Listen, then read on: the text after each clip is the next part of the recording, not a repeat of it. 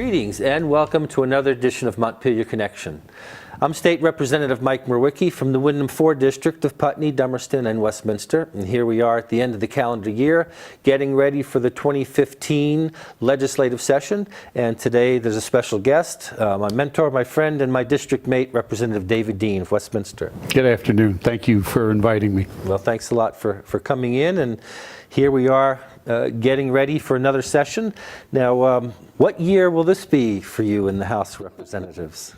This will be year 23 in the House. I did have 2 years in the Senate, so it's year 25 overall in the legislature. But I am excited to be going back because of what I believe will be on my agenda for this year. Yeah. Now, you have been chair of the what we call Wet and Wild Committee, Fish, Wildlife, and Water Resources. Yep. And those water resources have become more and more a high profile for your committee. I understand you have been appointed again to head that committee. What's the work that you want to build on from last year? What's the new things coming up? Right. I think most people have heard about a thing called a TMDL, which is essentially a cleanup plan for Lake Champlain.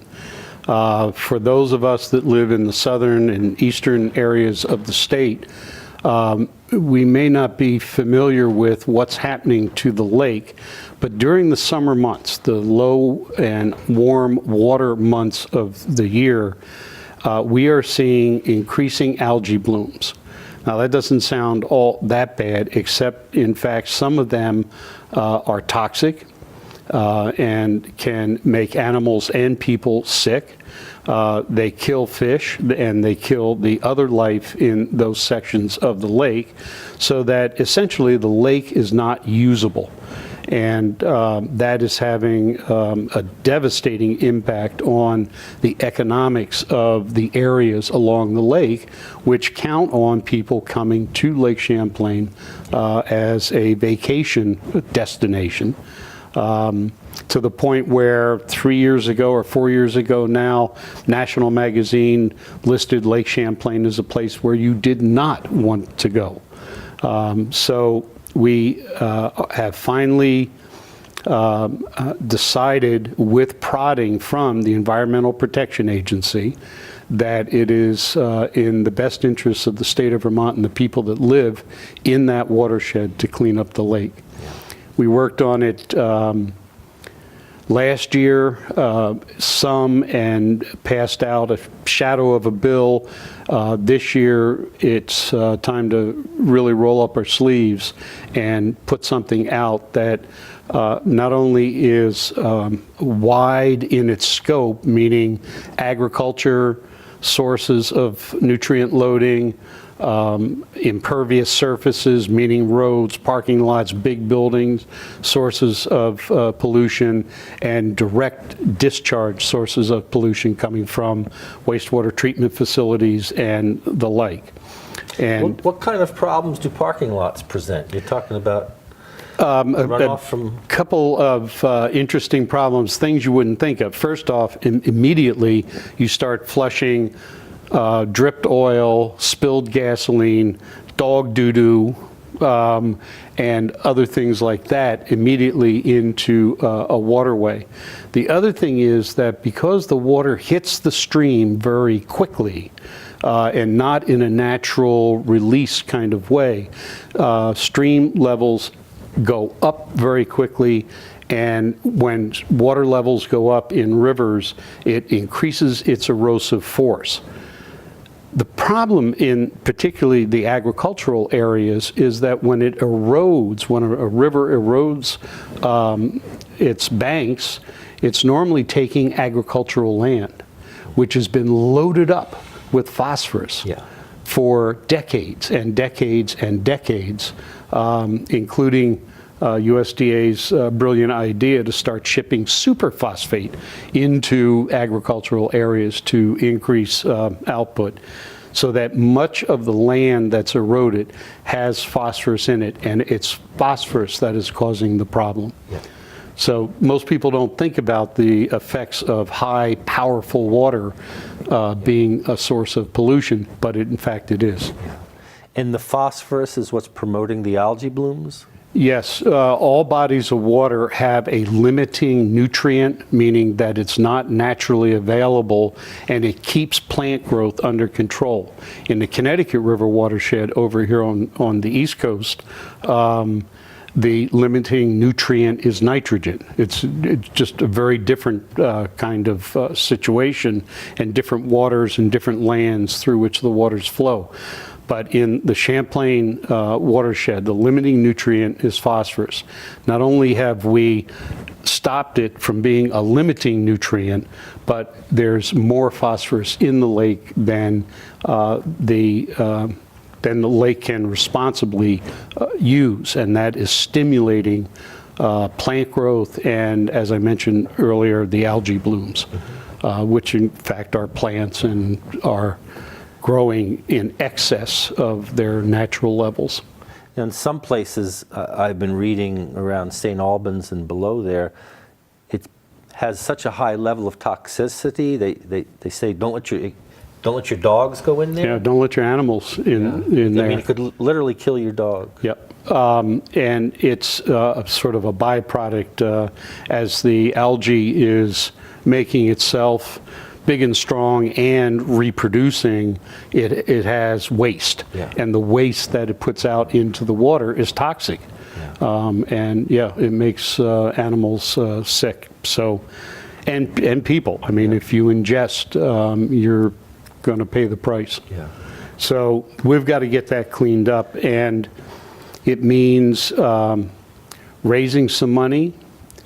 It means raising the bar on how how farmers deal with runoff from their land. Yeah. And it means that municipalities have to step up and begin controlling runoff, what's called stormwater, from parking lots, roads, et cetera. One of the bigger sources of phosphorus loading in terms of roads are back roads, or the dirt roads that in fact erode, and the ditches down the side of the road. Many people have probably noticed that on these back road repairs, they're starting to see large softball-sized stone that is being put into the ditches along the sides of the road, and that's to slow down the power and the force of the water to reduce erosion. Is that the riprap? No, it's not riprap. It's just. What is riprap then? Well, riprap is a larger stone that is placed against the bank, okay, in order to prevent erosion. It is one technique. It is not the best technique in the interest of a river or stream. And the other thing is, if you put riprap on this bank and the river's going this way, the banks absorb energy. Yeah.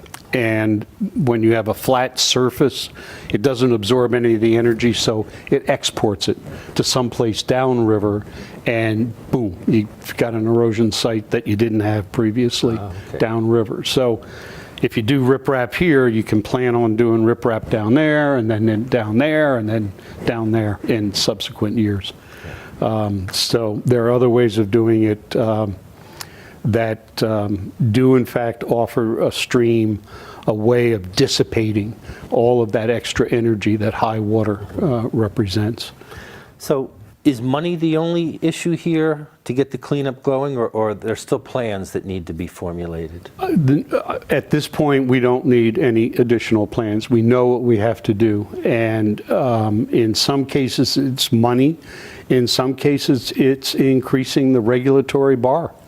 The acceptable agricultural practices are being rewritten. They're in the middle of the process, but they won't complete that until the final cleanup plan for the lake is approved by EPA. And at that point, the standards in the accepted agricultural practices, which apply to all farms, whether you have a single horse or 200 cows, except the AAPs for shorthand, apply to all of those agricultural activities. And what they do, and they're water quality driven. I mean, it's not how you run your farm, it's how you protect the waters of the state from what can happen, what your farm can cause for damage. And then the stormwater regulations are going to begin to apply to more communities. We have a class of community now under both federal and state law who must create a plan and begin to implement that plan to deal with stormwater runoff. And the number of communities is about to expand. And the agency has the authority to do that. The Agency of Natural Resources has the authority to do that. So along with some financial help for farmers, there's going to be a raising of the regulatory bar. And let me just touch on money. About 3 months ago, there were reports in the paper about large amounts of USDA dollars coming into the state in order to assist farms address water quality issues on their individual farms. And that's all well and good, and we thank Patrick Leahy, Senator Leahy, for working hard in the interest of Vermont agriculture. The problem is that there is not enough capacity to be able to get out there and make it available to farmers. We don't have enough engineers. We don't have enough specialists, agricultural specialists, who can work with a farmer in terms of accessing those federal dollars. And that's powerful money in terms of what it can do for agricultural activities and in the interest of water quality. So in terms of the agricultural activities, what we want to do is build capacity beyond what we have now. In terms of municipalities, if we can't, through either federal or statewide sources, provide assistance in terms of the requirements for stormwater, that's going to go straight to the property tax. And so we don't want that to happen. And we need to be able to build in mechanisms so that the state and or federal dollars are covering those costs. And again, it's capacity and knowledge. And there's some exciting things that have already happened, but we just need to go a little bit further at this point. Now, what you're talking about now primarily refers to Lake Champlain, right? Yeah, the thing I have to remind both the administration and the public about is that you don't make law for a single watershed. You make law for a state. And what we put in place in terms of agriculture, municipal assistance, regulatory, it will apply statewide, so that the Connecticut River watershed will be the recipient of both resources and that higher standard in terms of regulatory affairs. But the conversation has been framed by the Lake Champlain situation. Understand that that cleanup plan I mentioned for Lake Champlain, there is a cleanup plan in place that needs to be implemented for Lake Memphremagog watershed, which is the whole northeast kingdom of the state, and for the Connecticut River. So basically, the entire state, other than the most southern southwest corner of Vermont, we're all under the gun in terms of these cleanup plans for our watersheds. In the Connecticut River, though, it's a little bit different. Phosphorus is not the problem it is in Lake Champlain? Correct. It's nitrogen, and the TMDL, the cleanup plan that is affecting the Connecticut River, is based on the condition of the water in Long Island Sound. Mm-hmm. And because it's a saltwater body of water, it's nitrogen. So what's missing or what's needed to be added is nitrogen. And understand that, Long Island Sound, many of us are aware that the Chesapeake Bay and the mouth of the Mississippi, that there are dead zones. Yeah. Well, there are dead zones in Long Island Sound. Yeah. And it's being driven by excess nitrogen fueling the growth of plants that die, and when they die and begin to decompose, take oxygen out of the water, so that you have what are called anoxic, which means no oxygen situations in Long Island Sound, the way you do at the mouth of the Mississippi. So we all have a piece of this. We are all, personally, we are all responsible because we use the roads, we shop in the shopping centers, we park in the lots. Some folks over-fertilize their lawns. They cut their, natural barriers down right to the water's edge so that they can see the river. And, we all do things, and consequently, we all need to become part of the solution, both in terms of our personal activities and in terms of what the costs for cleanup are. Well, our water is certainly an essential part of having a clean environment. Are there other concerns that are before your committee that have to do with water quality, and/or what parts of the fish and wildlife have come up for you last year and that you look forward to this year? Right. This may not be actually dealt with by my committee, but I will be introducing legislation for extended producer responsibility on tires. And I got to that because the organization I work with, the Connecticut River Watershed Council, has been doing a source-to-sea river cleanup for 18 years. And we'll take 1,000 tires a year out of the Connecticut River or tributaries. Groups that do cleanups in 1,000 tires a year. Yeah. Wow. Yeah. And groups that do cleanup in the Lake Champlain watershed and in other states.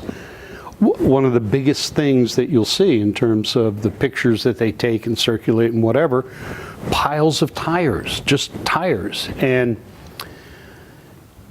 if you go and you change tires, there's a fee for your dealer or your tire provider charges you in order to take the tire and do something with it.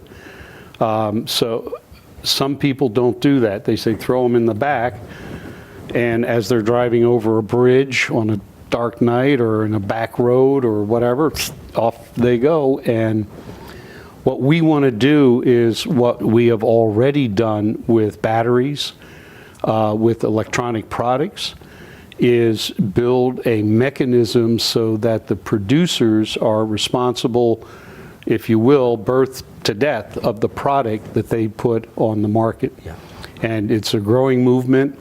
There are some 30 states now that have fees on the purchase of tires that they're using to fuel this extended producer responsibility. That likely will end up in natural resources and energy because they deal with solid waste. But we got to the bill through the experience in terms of water.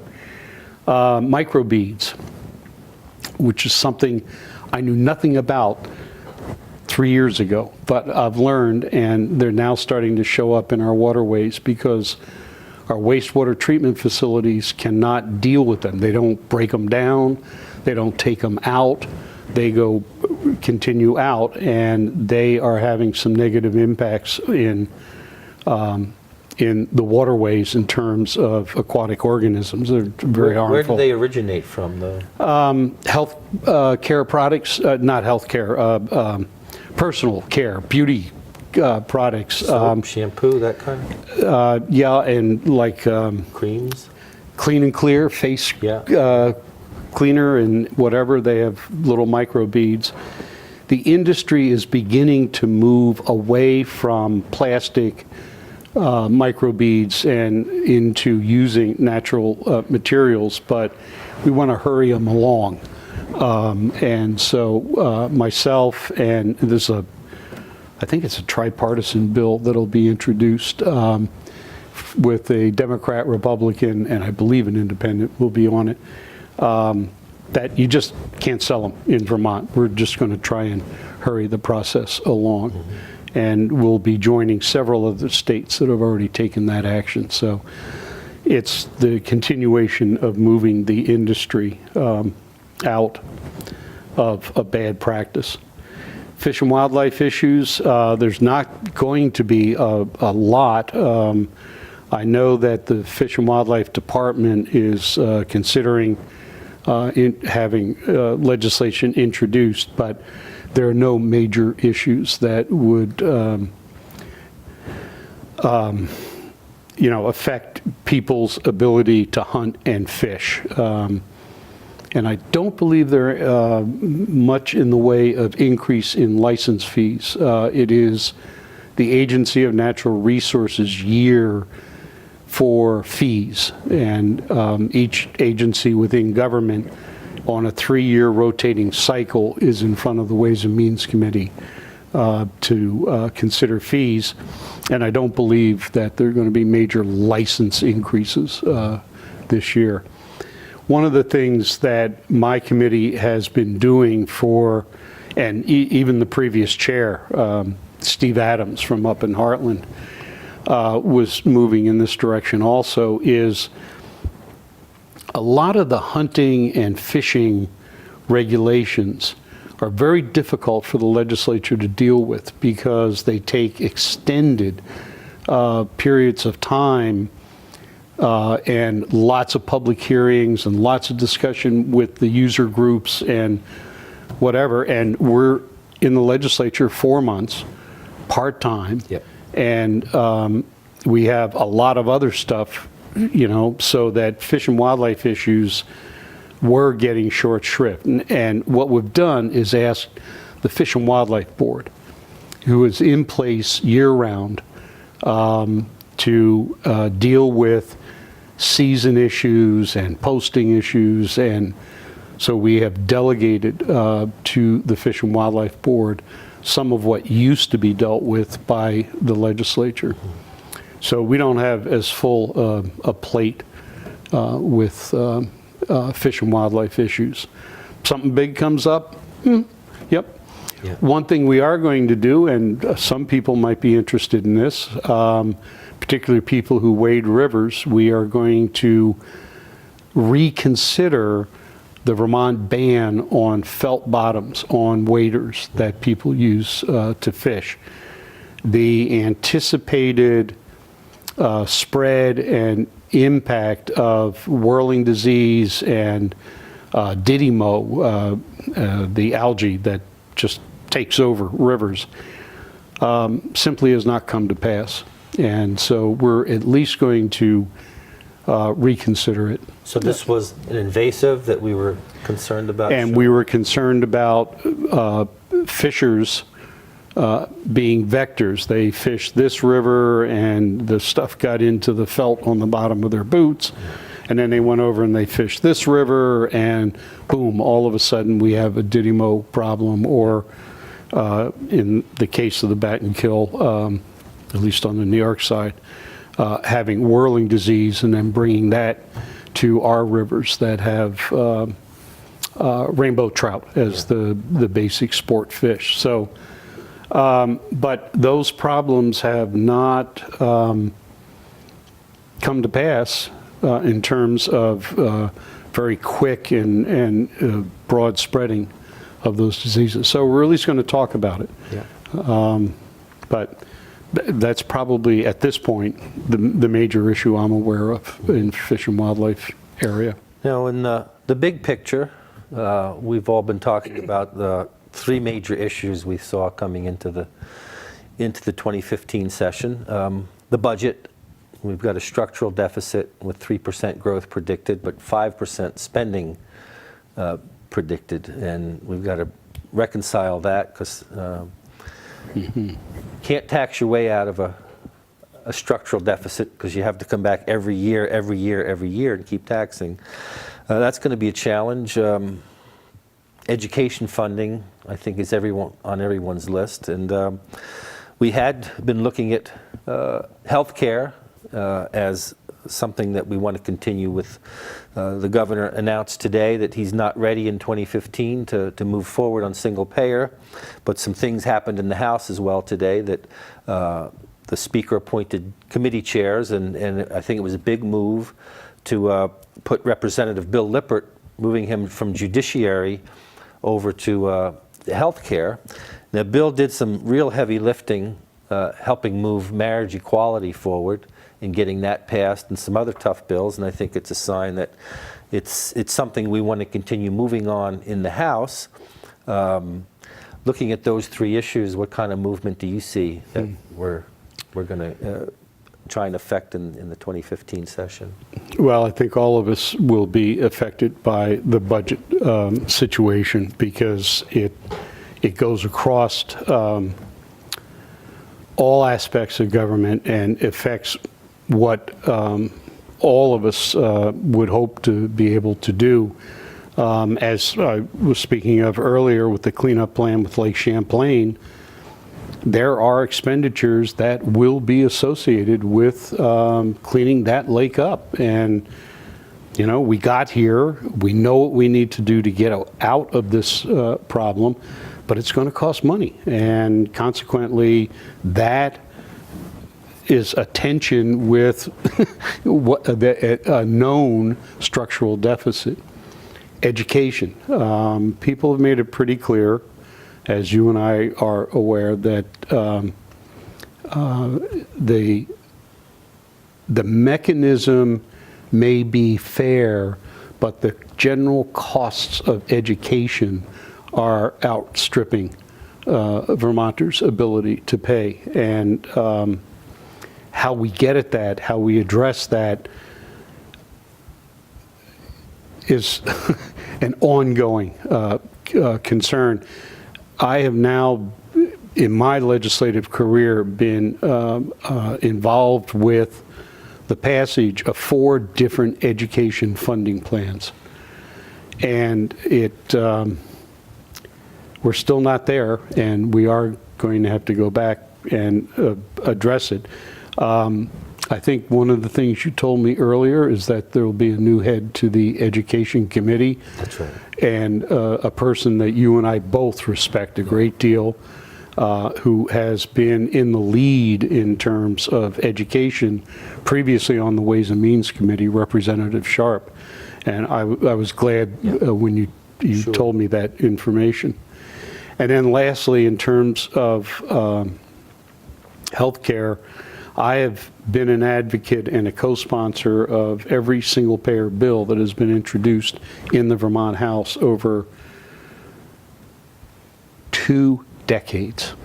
All right, I remember in the mid-90s introducing or being a co-sponsor on the structure that we have now. Everybody knows that the money exists within the healthcare system to be able to legitimately finance a single payer approach and making universal coverage available, and that we can afford it because that money is already within the system. The problem is and has always been, how do you finance the system while you're changing where the money is being spent, and in terms of what's being spent now? And not having spoken with the governor about this, they may have discovered that they just don't have a plan at this point for redirecting the money that's in the existing system. It's a big sidestep. People have been paying their premiums. The idea of paying taxes, even though they'd be equal to the premiums, seems to be a pretty big lift. So that work will continue, I think. Yeah. Well, and if Representative Lippert is going to be chairing that committee, and knowing some of the other members who are likely to return to that committee, there'll be something, some forward motion that comes out of the House moving towards universal coverage for And I think that's Vermonters. been the key for all of us, is to make sure everyone is covered, that we live in a state where you're covered, you're going to have health insurance and not have to worry about, first of all, getting the health care you need, but being bankrupted. I mean, bankruptcies, the leading cause of bankruptcy in this nation is still health costs, catastrophic health costs. So, And I thought the editorial, I forget which issue of the Brattleboro Reformer, you know, we're #1 in the nation in terms of youth health, in terms of kids, and keeping them healthy. And I think that's something to be proud of. But again, like many other things, the cost is a burden. you bet. And so we do need to address that. I don't have any bright ideas. The conditions are still there Yep. for why we need to continue with reform. We'll just have to see how that comes about now. Well, our time's about up. Appreciate you taking the time. Looking forward to another. What will you be doing? Well, Human Services has a lot on its table. We're especially going to be looking at child protection. There's been some pretty tragic headlines that we need to make sure our children, both in state custody and in general, are not being abused. I think we need to take a look at adult protective services in the same way. With the growing senior population, we need to make sure that's going to have to happen, and continuing services for addiction services, mental health services. There's certainly always a lot to do in Human Services, being the largest agency in state government. So our work's cut out for us, and I'm excited to get going on it, and look forward to another productive year working with you and with our whole delegation. We have some new members to the Windham County delegation this year, and we're already coming together and be working together for the people of Windham County. Good. Well, thanks for watching again today. Thanks to all the people here at BCTV for bringing our work closer to you. We will be presenting programs from the State House again, and we appreciate BCTV's help in getting those programs back to you. And we also encourage you to be in touch. David's contact information will be showing up on the screen, as will mine, and we want to hear from you. We want to hear your suggestions, comments, and feel free to come and visit in the State House. We'll be glad to show you around, and it is the people's house, and it's a great historical building to be part of, and we welcome visitors. So until next time, this is State Representative Mike Mrowicki, and take care.